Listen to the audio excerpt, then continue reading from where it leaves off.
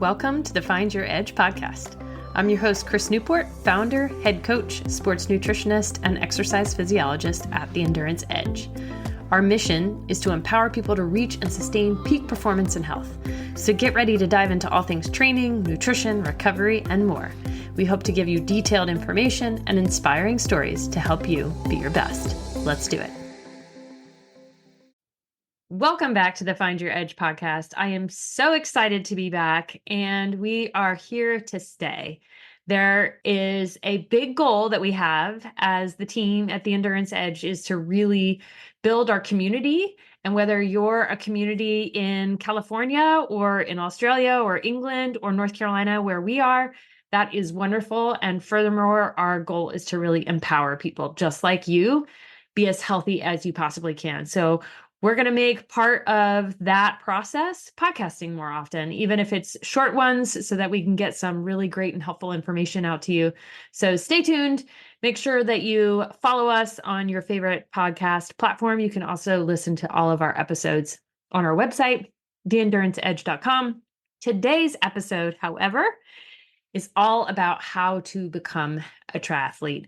There is probably nothing more rewarding to me personally as a coach is to see people go from sheer terror starting off to crossing the finish line. Like that is what truly wakes me up in the morning. Now, that's not to say that our other clients don't get me jazzed, because I love seeing people break through performance barriers or lose the weight that they really have been wanting to lose, or just think about nutrition or training differently or better taking care of themselves or improve self-awareness, et cetera, et cetera. But this is just such a fun one for me. I really love it. So let's waste no more time and jump into some of our tips for how to become a triathlete. Okay. Number one is what we like to say, be brave. It really does take some bravery, some courage to try something new. This is a big lift.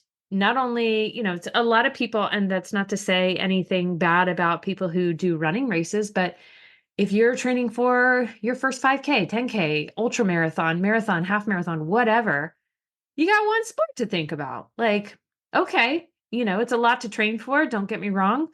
But now you have three, and then you have to do them all in one day. So it's a lot to think about, especially if you're someone who doesn't come from a swim background or don't feel comfortable riding a bike, or we get a lot of people who are like, I hate running. I'm air quoting right now. I know you can't see me. So people come from a lot of different backgrounds. We get a lot of soccer players. I don't know if that's because they just hated running when they were doing in their soccer years. It doesn't matter. But it's just different. So you really have to get some courage up. You've got to know that you can totally do this. It is terrifying. It can feel overwhelming. There is so much going on, but just know inside you, you got it. You totally have the guts to do this. You absolutely can. It is really nice if you can find the support of a local triathlon club. So wherever you are, we have got a freebie on our website. So don't feel like you have to write any of these tips down necessarily. So you'll be able to find it in the show notes, but we have it listed out. There's a link that gives you a place to find a local triathlon club. So we at the Endurance Edge are considered a triathlon club. So if you're local, come check us out. We'd love to have you. Second tip on how to become a triathlete, you gotta know all the things you need, because I ain't gonna lie, there's a few of them. We always sort of joke anytime we go to a sport that only, or a race or event that only requires us to, do one sport, we always feel like we're missing something. Like, what did I forget? It's like, oh yeah, I don't have my bike and I don't have to have all that other stuff with me.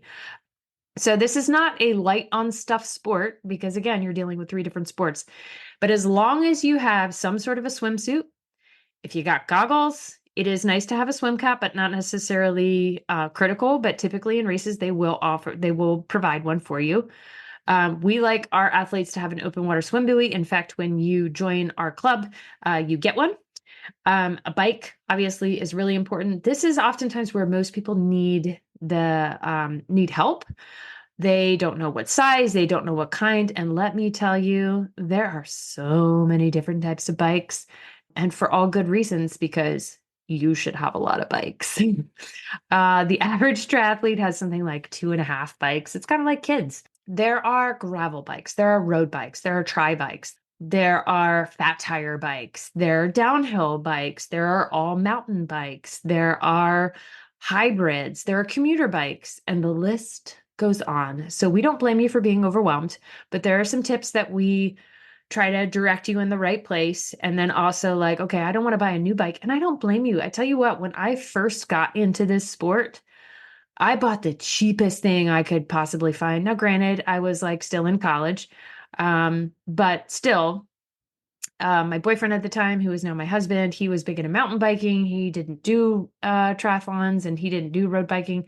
But we went into a bike store and we bought the cheapest thing we could find because I figured, hey, why don't I do this? Try it first. And then if I like it, great. Then maybe I'll figure out what I want to get from there. And that's exactly what happened. I fell in love with sport like pretty much as soon as I got on my bike. I hadn't even done a triathlon. I was like, this is really fun. I felt like, like a little kid in a candy store, just like, wee. So that was me on my first bike ride. So perhaps apologies to all of those of you who were with me at the time. It was also raining. And so most people would think that that would be misery, but oh my gosh, I just had the best time. And then I ended up going to more of a triathlon type of setup. But again, a lot of people have road bikes and tri bikes and gravel bikes and mountain bikes. Y'all, the happier your bike barn is, the better. The happier you are. You absolutely have to have a helmet. You have to make sure that it's not like 10 years old and growing dust in your um, shed or in your garage, because foam does deteriorate. So make sure to check the label on it. It is nice to have some sort of like tri or cycling shorts, some sort of a bike pump. You got to put air in those tires, and no, a compressor is not what you want to go for, because I know so many people who have blown tires because of that. You do need a flat kit. That includes things like tire lavers and some sort of a portable bike pump or CO2, and throw a couple of bucks in there. They have multiple uses, and obviously a spare tube or two, and then come to one of our tire changing clinics for sure. You definitely need run shoes, and it is nice to have a race belt, just like I had mentioned with the swim buoy. Anybody who becomes part of our club also gets a race belt. Kind of nice. So that was a quick and dirty list of all the things you need. I hope you were not writing that down necessarily, because like I said, we have this list for you, and it will be in the show notes so that you can get this list directly to your inbox. All right. How to become a triathlete. Tip number 3 is to slow down. That sounds really bizarre, but most people who get into triathlon, especially if maybe this is something like just to get you fit, maybe you don't come from a background of you don't come from a swim, bike, or run background, or you haven't done exercise in a while and you want this to be a way to get fit. And that's awesome. That is so fantastic. Sometimes you just have to remind yourself to slow down. So this is endurance. This is aerobic activity. I tell people this all the time in our metabolic testing, which, like I said, is why I'm going to bring it to you on the podcast, because I feel like I am a broken record sometimes, but also I need to shout it from the rooftops. And it just so happens that my rooftop is this microphone. So aerobic exercise means that you are using fat as an energy source. We like fat. That is a great thing. It is something that delivers a whole lot of energy to us when we are exercising. So we really need to slow down. You can use the talk test. That's a really great way of making sure that you are at the appropriate intensity. You should be able to say a sentence to your running buddy and not have to be gasping for breath. Another tip on this is anybody who, my young gents who like to come into this sport, they think that running, or pick your sport, is all about just pretty much putting the pedal to the metal, like all the time. And that is definitely a way to not improve fully. We want to make sure that easy days are easy, and then you've got good, more methodical interval workouts. So think of basically slowing it down. So we use the RPE scale. There are a couple of different ones. We just shifted maybe in the last, I don't know, year or two or so from the Borg scale, which was 6 to 20, which, it's kind of like, I don't know how to relate to that. Or let me say it a different way. It is hard for me to say how other people can relate to that scale other than being, we used to use that in our exercise physiology lab. But now we've shifted over to a 1 to 10 scale because that is something that we not only use in a lab, but then we're also able to use in some of our training plans, especially for people who may not quite yet have a heart rate monitor. And notice how that wasn't one of the things that I mentioned in getting the right gear. You don't necessarily need all the bells and whistles. Honestly, a lot of people just start off and they have an Apple Watch. That does not mean you need an Apple Watch, but a lot of people like to know, they like to track their activity. Again, doesn't mean you have to. Anyhow, on that scale of 1 to 10, 10 being an all out effort, like a total sprint, and 1 being like, I could probably whistle right now. Most of your training should be like easy to moderate. So like a 2 to 4. All right. So that is really important so that you don't get totally exhausted and want to give up or quit, because that's not an option, friends, because you're brave. Remember? Okay. Just making sure we're all on the same page here. So number 4 is, okay, so we got to do some triathlon specific training. It is 3 sports all in one day after all. So how the heck do you go from one to the other to the other? Now that is what we call transitions. So typically you have what's called a transition area on race day. And typically the order of operations is swim, bike, and run. That can be different based on the race that you do, but generally speaking, that is the order of operations. So you need to get used to trying to ride a bike after you are sopping wet. You also need to, more importantly, get used to running, what we like to call running off the bike, or basically making that transition from bike to run. That is it's relatively easy to do on your own, whether you're on an indoor trainer or whether you're on like a Peloton or some sort of indoor bike. Hop off the bike, pop your running shoes on, head right out the door, get right on the treadmill. If you are outside and you are mountain biking or you're on your road bike or whatever, rack your bike up or lock it up or put it in the garage or lock it up on your car, pop your running shoes on, off you go. So just practicing that transition from cycling to running is a good one to practice. And typically I encourage people, newer triathletes, to do that maybe once a week. I know some people are big into like run every single time after you ride. I'm not necessarily opposed to that as long as your body can take the additional running. If you are someone who hasn't run in a long time and that means that you're going to be running, say, 5 days a week, that might be too much for you. And then we might see you injured. So that's why I typically encourage, if you're newer and you are training for something like a sprint triathlon, which is typically anywhere from 200 to 300 yards, maybe up to 750 meters in either the open water or in a pool. And then cycling somewhere typically between 9 and 12 miles, and then running somewhere around 2 to 3 miles. We definitely don't want to get injured by doing too much running, even if it's small amounts. But again, everybody is unique, and you are too. But it is important to do some of that triathlon specific training. If you are training for an open water swim event, you have to get in the open water. Just a little hint there. The number of people who come to our open water swims that we do as part of our team program, and who have never done it before, it can be a lot. Going from a chlorinated pool with these beautiful black lines on the bottom, and you can see the end and you know where you are and you can see your friends in the lanes next to you, you might get in that open water and freak out. I'm not saying that that is absolutely the case, but we've oftentimes had people, that's typically where they struggle because there is no black line. You can barely see your hand in front of your face and you don't have any spatial relationship as to how far you have gone or are going. So you just keep swimming and keep swimming and keep swimming. There's also some skill sets that you need, like sighting and just feeling comfortable with being around other people. You might need a wetsuit, et cetera, et cetera. It is really great to start off with a pool swim if you've never done a race before. Highly encourage starting off with that. That at least gets your feet wet. You're welcome for the pun. And just kind of gets you used to this new transition and riding your bike while you're wet and running off the bike. And then, of course, savoring the sleep glory when you cross the finish line. So try specific training. Make sure to incorporate that into your training plan.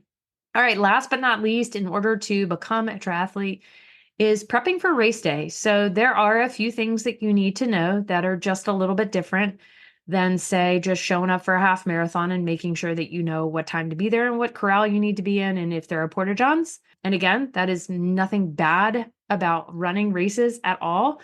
There are just a few more logistical things that you need to consider when you're doing a triathlon. So a common one that we get is people showing up late.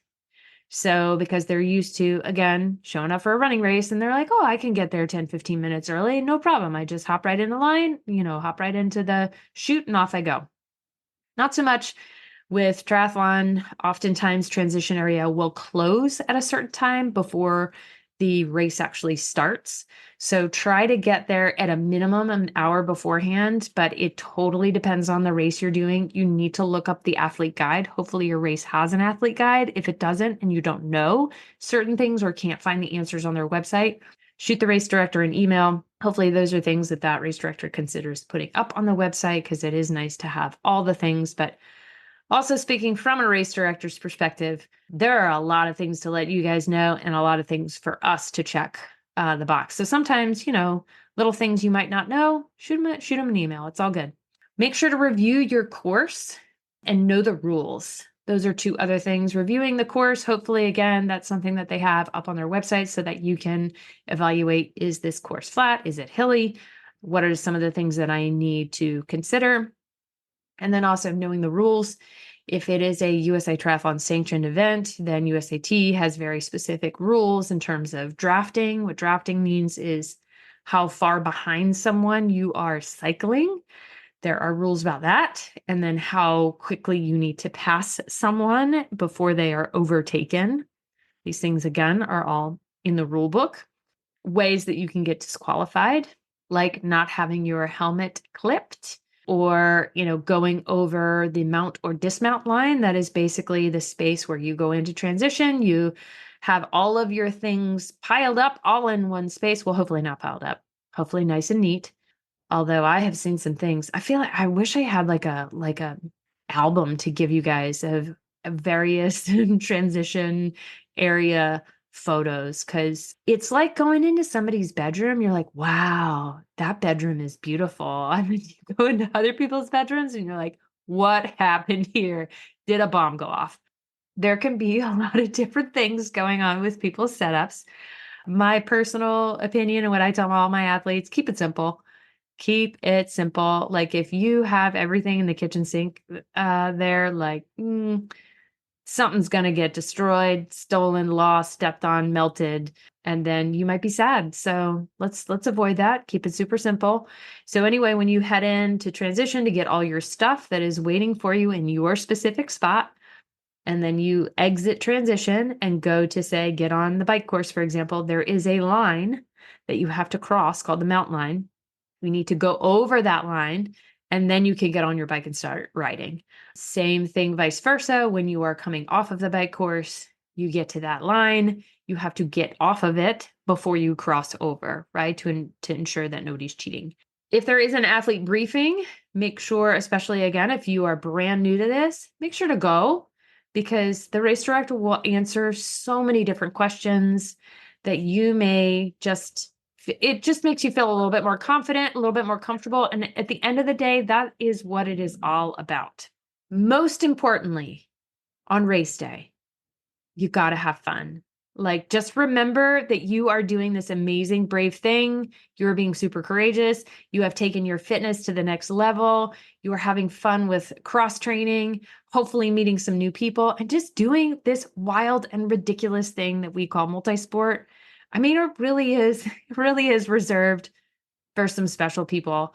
And I mean that in the kindest of way because, that's who I am too.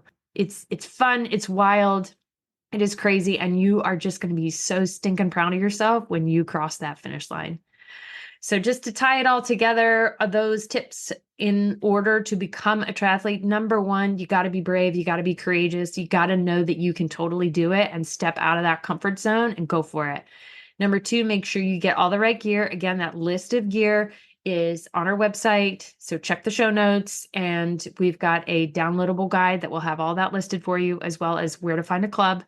Number three, make sure you slow down, especially in your training. This is not all about like the pedal to the metal all the time. This is about developing your aerobic endurance, develop your cardiorespiratory fitness, so the efficiency of your heart and lungs. So make sure to do that. Make sure to tie in some of that triathlon specific training, transitioning from swim to bike to run. Or if you come to our race, Humans of Steel, it's the other way around. How about that for blowing your mind? So run, bike, swim, which the feedback that we got was most people really liked running dry. So how about that? And also riding their bike dry. Anyway, and then last but not least, go for it on race day. Have a great day. Make sure you're well prepared. Make sure you got all your stuff in one nice big bag and have some freaking fun. I'm telling you what, it is. I hope you love it. I hope you stick with it. And like I said, we are all about building community. So if you do one, if you are really thinking about getting prepared and becoming a triathlete, reach out to us, like send us a DM at the Endurance Edge on Instagram. So hopefully I can say that again, at the Endurance Edge on Instagram. So feel free to send us a comment, feel free to send us a DM like, oh my gosh, what are the things that you are maybe a little bit nervous about for your first race? And we're happy to help you out. So we've got a ton of coaches. Oh, and one last thing to tell you about. If you made it all the way through this, congratulations. I'm so excited that you are listening again or listening for the first time if you've never heard us before. One other thing to tell you about, it is totally free. It is our triathlon Facebook group. So if you search for us, and again, I'll put this in the show notes, if you search for the Endurance Edge team, we have a community in Facebook, and we are all about being super welcoming, super inclusive. So we don't care what size, what age you are, what gender you are. Just come enjoy multi-sport, come hang out with some other people virtually in our Facebook group who really just want to have fun, want to do something challenging for themselves. And hopefully you're local, but if you're not, that's great too. Just come hang out with us. We like to share wins. We like to share what races people are doing and throw out some questions, because that group is actually managed by our coaches. So you might get some really valuable feedback, not only from the other members in the group, but also from the coaches. So again, that's on Facebook. It's the Endurance Edge Athletes or the Endurance Edge team. And I will provide the link in the show notes, as well as the link to this free checklist so that you too can become a triathlete. I'm super excited for you. Let us know how it goes. And thank you so much for listening. I will catch you guys next time. Thanks for listening to the Find Your Edge podcast. If you like what you heard, don't forget to subscribe on your favorite podcast platform so you never miss an episode. And if you're interested in learning more about our endurance coaching, sports and wellness nutrition, metabolic and sweat testing, triathlon training team, or our triathlon training library, be sure to check us out at theenduranceedge.com. And don't forget to follow us on social media at The Endurance Edge. Thanks again, and we'll catch you next time.